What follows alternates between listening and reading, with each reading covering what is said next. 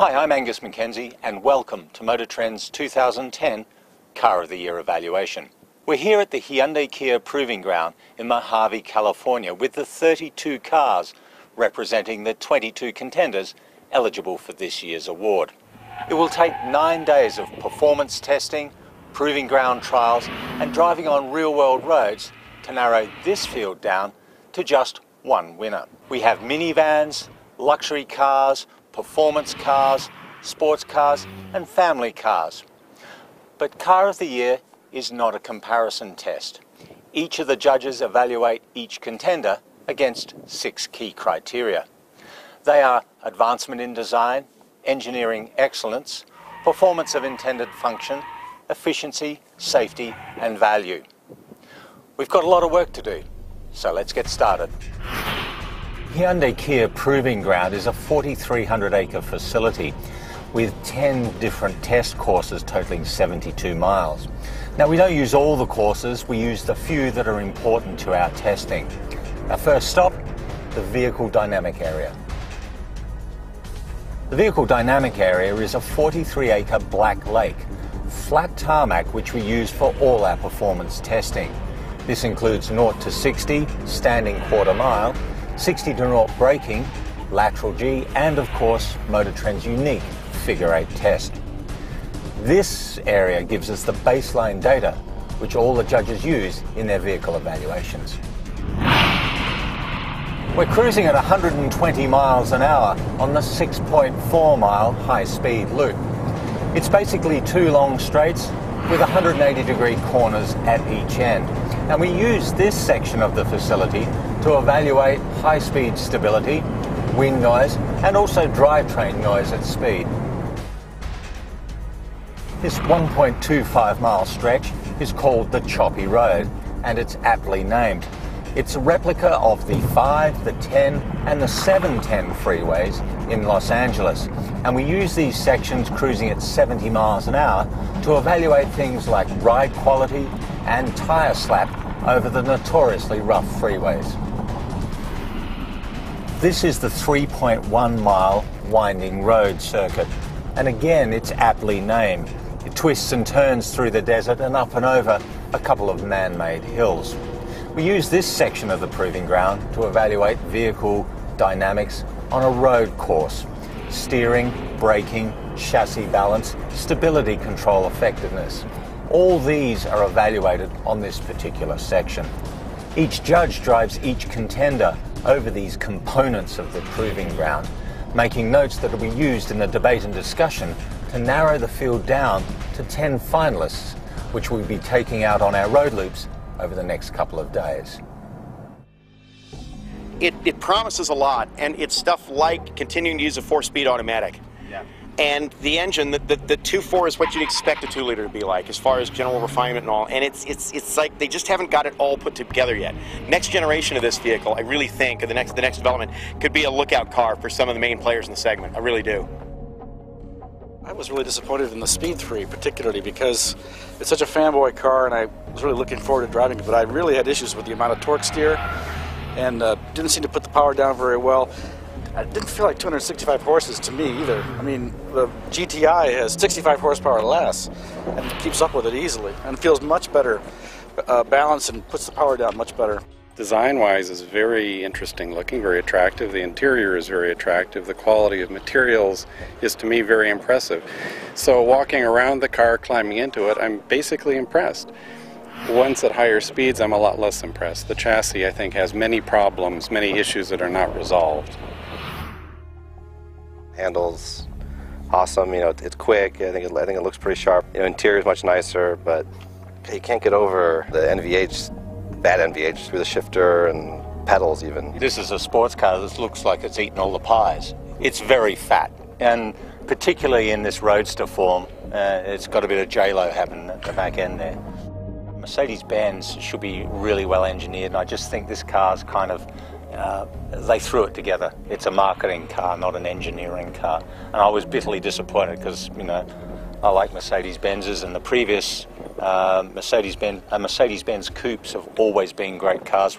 Previous E-Class coupes, the W124, I just am disappointed in this. BMW's new 7 Series, probably one of my least favorite cars here.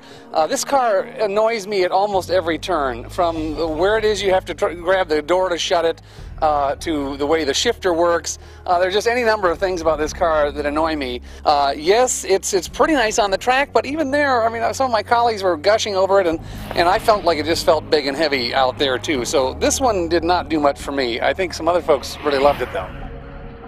Philosophically, this is the solid Mercedes again. When they sort of abandoned doing solid cars for a while, where they were all of a piece. They were like ingots. And the drive of this thing's pretty impressive, I think. The interior is nice. The premium materials, they're used well. But the wrapper, I don't know, it doesn't scream what Mercedes has been historically, about a substantial automobile that's timeless. This is not a timeless car. This is the new Ford Taurus. It's a huge improvement over the car it just replaced, but that said, I think the car it replaced had only one place to go. And of course, this is a major minor refreshing, a lot of work done on the car, but you know, it still has that high cowl. To me, it's like crossovers are getting lower to the ground. Why do we need a sedan that's getting higher off the ground? It just rides too much like a crossover for me. When I was driving, it reminded me a bit of, this is going way back, but in the early days of the automobile, there were cars designed for old ladies, basically. There were very vertical sort of phone booth designs with interiors that you could imagine having, you know, drapes on the windows and that sort of thing. Very feminine, and this really struck me as a modern interpretation of that. The exterior to me looks quite classy and quite upscale, and it kind of, the driving experience, it doesn't deliver. Yeah, it's 10 pounds of refinement rattling around in that 20-pound bag. And, you know, it's got an old-fashioned pull ring shifter, which I really don't like. You know, it buzzes a little more than most of them. Most of the refinement is just way down. It is an older platform underneath this design and so forth. Why would you get this as opposed to a Town and Country or a Grand Caravan? Now, I believe Volkswagen was saying that their suspension's different, the interior's different, and the sheet metal is different. But I thought when it comes right down to it, you're driving a Town and Country with different suspension. If you own one of these and you're driving down the street, a lot of people are going to look at you and think, that guy's dumb. He just didn't realize what he bought, that he didn't really buy a Volkswagen. And I wouldn't want that sort of feeling all the time. $7,000 more than that Prius as it sits over there. Doesn't have lane keeping, doesn't have park assist, doesn't have all those things. You can get them for another $3,900. But you know, and as a hybrid goes, I was only able to eke this thing up to 25 miles per hour in pure EV mode. I was able to go 37 in the Prius. So I just, and then I thought the Ford Fusion hybrid was more refined and quieter than this one. So to me, I don't see what the point of this car is. What it's very good for is an audience who commutes every day, long distances like I do, and unlike me is careful with their money because it does get excellent mileage, we know that, and its dynamics are fine on the freeway for normal commuting activities, and it has a lower price than the Prius.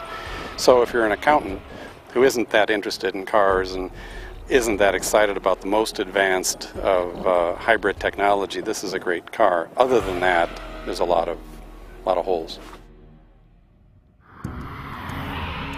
Well, we've left the proving ground behind and the on-the-limit driving and performance testing, and we're now out in the real world on real-world roads.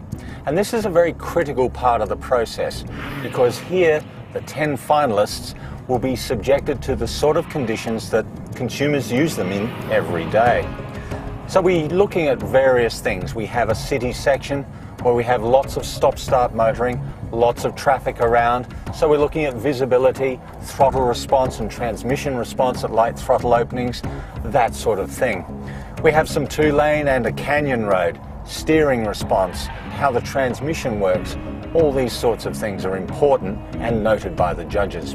And we also have some freeway sections where we take each of the contenders out among the big trailer trucks and other traffic moving along the interstates, just as a lot of consumers will use these cars. Wind noise, tyre noise, road noise, all these things are noted. With all the testing and road loops completed, the judges gather to discuss and debate how each contender has performed against the 6 criteria. Out of all the cars, they felt the biggest to me, on Cameron especially. I'm with Todd on the V6, I think. I actually like that more than the V8. I think it Sounds racier, more high tech. I like that a little better. Feels lighter to me too. It seems a little pointier, more responsive. And I agree, Ron. I mean, I think despite whatever the scales say about the car, you feel like you're in a weightier car because you're so down low into it, whereas something like the Mustang is much airier and lighter feeling. There's good stuff there. We know these underpinnings shared with this global rear drive platform, Holdens and such, and we know they can really be made to run. And I just think this car's a calibration job shy of the greatness that's probably inside of it. Just the weighting of the controls, terrific. The clarity of the steering, I think it's the best steering ever in an American car. And I could be wrong, but that's what I think. The shifting, the shifter weighting and all that sort of thing, it really does shrink around you, that car. That's one of those cars where your adrenaline immediately picks up when you get into it. It looks the part inside. Great looking steering wheel. You start it up, it's got that V8 burble.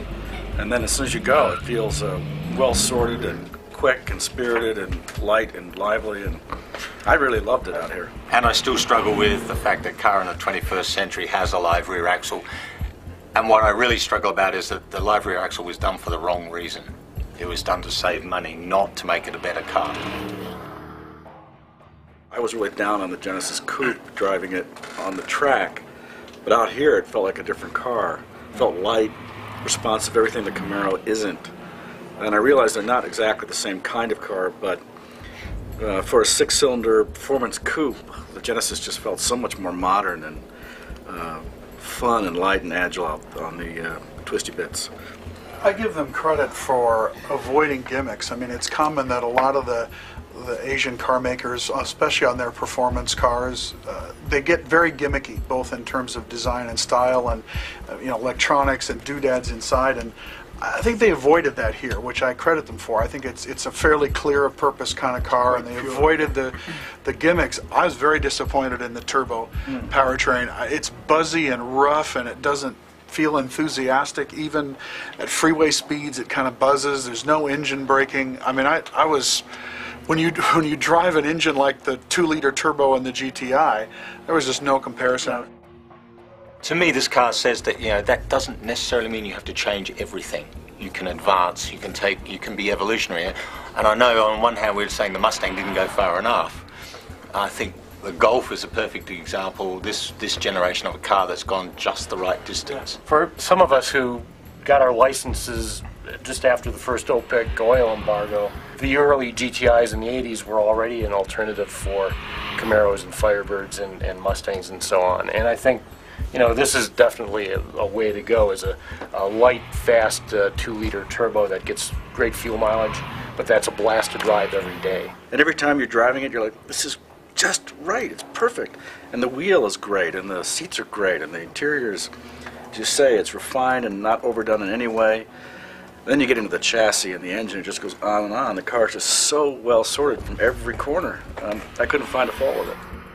Buick LaCrosse blew me away, frankly. I came out here without really any preconceived notions because I hadn't paid a whole lot of attention to it. I've seen a few of the ads and a few of the things that have been out on the car, but the forms are fresh because they kind of roll in, and it gives you a reason to have a relatively high greenhouse, and the way they've done the package on the car. It did kind of feel like a GM parts bin special. Yeah. I saw some, Equinox and Malibu and some of those buttons, and like sort of a caddy-like, shifter. Not a lot of differentiation of what the Buick personality is. If you got below sort of the dash line, below eye level, when you start looking at it and say, this is what is it? What am I don't know what I'm in anymore. This one was, to me, was a car with a really great personality. But it just, stuff it did in a way that you really respected, and you thought, wow, this is really good. And then you got out and walked away and looked at it. There are so many car companies trying to say that, well, we're different from Camrys and Accords.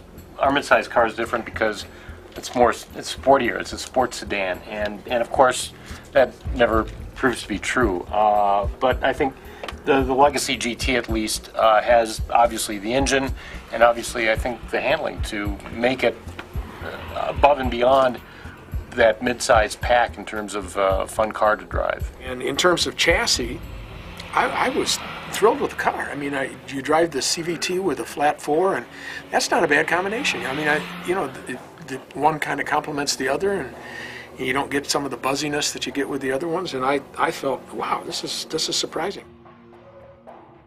Terrific interpretation of the classic front-engine rear-drive Roadster, and I know Kim's a huge fan of front-engine rear-drive Roadsters, having owned an XK Jag. Yep, exactly.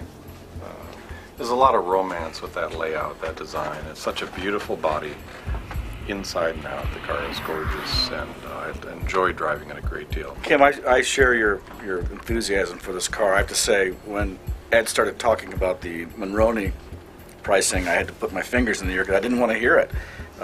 It's crazy expensive, especially when you start putting on the options, but man, do I love looking at this car. I haven't looked at a car in years where I've thought how beautiful that is. I liked being in it. The driving position for me was great, you know, kind of legs out and the wheel right in your hands, and nice motors both. Nice chassis, good steering. I love driving them, but then you look at what you pay to get into them. For a car of that price, I had some issues with things like the noise from the roof when it was up. It rattles. There was exciting on the parcel shelf on one of the cars along Sand Canyon Road, and I'm thinking, I've spent all this money on this car and it's buzzing and creaking. I've got to say, I love being in this car for two reasons. Number one, because I think the cabin it would be exemplary in any Learjet. I mean, it's a spectacular cabin, and the materials, and you feel the design and expense. The rear package is good, you know, all that. The other reason I like being inside of it is because then I don't have to look at it. I find that the styling is jarring, and to try to make a 911 into a sedan was the wrong move, and I think they just blew it. When I was in this, I was thinking, how would it go up against a Maserati? Because both of these, the Quattroporte specifically, because both of these cars are not the most practical ones in the world in that category, but they're the ones that are supposed to excite you and really get your heart racing while you're driving it. And in all honesty, I would also rather have a Quattroporte. That one was so much more fun and exciting to me and more passionate. I thought the car was impressive, strange looking, needs better rear seat foot room to take advantage of all the rest. But in the steering's too light, it feels heavy, all that stuff. But that's the thing, is it isn't that much fun. I do not find it a fun car, really. And a Porsche should be fun. A very, very pleasant surprise that they got an entire line right. I mean, from, like you mentioned, the base 4-cylinder with the 6-speed, a very fun little car. The hybrid it's like a video game. You sit there and try and get your mileage right and get the leaves to grow and maintain that in that green zone for your EV stuff, and then the V6 Sport actually for me was probably the most just kind of common. I think I had more fun driving around that 4-cylinder 6-speed and the hybrid. The 4-cylinder was a revelation to me because I've been in this business long enough to remember when we would have written poetry about an engine like that from Ford. It's smooth, it's torquey, it revs, nice 6-speed, the chassis is really good, nicely done interior. Had a ton of fun driving it around, both the handling loop and out here on the winding road. What's interesting about this is what it portends for the future, what the next generation Fusion's going to be like, because if Ford can carry this mindset through of what they've achieved with this car and then also wrap it around a more contemporary, a fresh, and we know Ford can do great design, exterior design. I mean, the next gen of this car could be absolute killer. It's that I word comes into play. It's been improved. Every aspect of this product is better than the previous Prius. There are no retrograde steps in it, and there are none that are just sort of a wash. Styling is subjective, but personally I think that they've made a Prius and they've made it a new Prius. More room inside, more comfortable, quieter than the previous car. Better fuel economy, more performance, better handling. The ride, actually, I think with the 16s is better than the ride was on the last car with 16s, which got a little bit coarse. And you start stacking it up, and that's one of those things that everybody says they do when they do a new car. But it happens fewer and fewer times. I was impressed too with the sheer relentless focus on making a Prius a better Prius. I mean, I was never a huge fan of the styling of the old one, and this one looks pretty awful on standard wheels, but on 16-inch wheels in silver, out on the road there, it looked like the future had arrived. It's one of the few cars where the interior and the exterior perfectly complement themselves. When you see what it looks like on the outside, the interior is what you would expect a car like that to be like inside. And the use of things like, Tom, the grains in there are pretty unusual. The wave pattern and the perforation of the seat, they did stuff so it had, again, some visual character. And think about it, this is from the company that makes other Toyotas that are very, very much trying to go down the middle of the road and not make a statement or offend anybody. And this product just says we're going to be what we're going to be. One judge, one vote. And with all the votes counted, it's time to reveal the winner. We have a winner. I've got to say it's a bit of a surprise because I was expecting a very close and divided result, but we actually have an outright overall majority. So the Motor Trend 2010 Car of the Year is Ford Fusion. So I think it's a pretty good result. The Fusion is a vehicle that shows a lot of improvement, a good direction for Ford, clearly working now on new powertrains, new technologies. This is a car with great bandwidth across the range, everything from the base model, which is a steel with the 4-cylinder and 6-speed manual transmission, great driver's car. It has a very competitive hybrid at a very competitive price that's also smooth and refined to drive.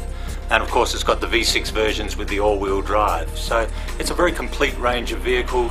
It's been successfully updated and upgraded, and it's a very worthy Car of the Year. Thank you all.